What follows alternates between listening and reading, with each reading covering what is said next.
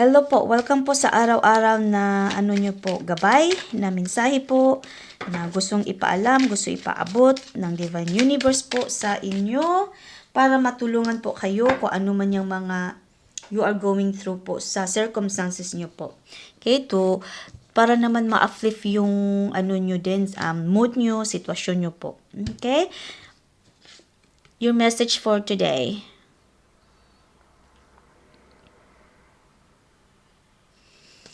Okay. Where you are right now is where you are supposed to be. Don't compare yourself to others, that only adds pressure. Take each day as it comes, and for what it is, you are a better person than you were yesterday. Growth isn't easy, but you've got this. Ibig sabihin po, kung nasaan ka man ngayon, doon ka talaga dapat. Huwag mong ikumpara ang sarili mo sa iba.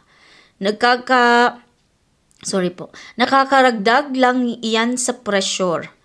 Tanggapin mo ang bawat araw at kung ano ito.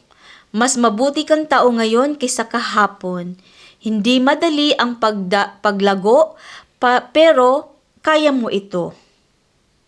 Okay po? Kaya mo po ito. Tandaan nyo po yan.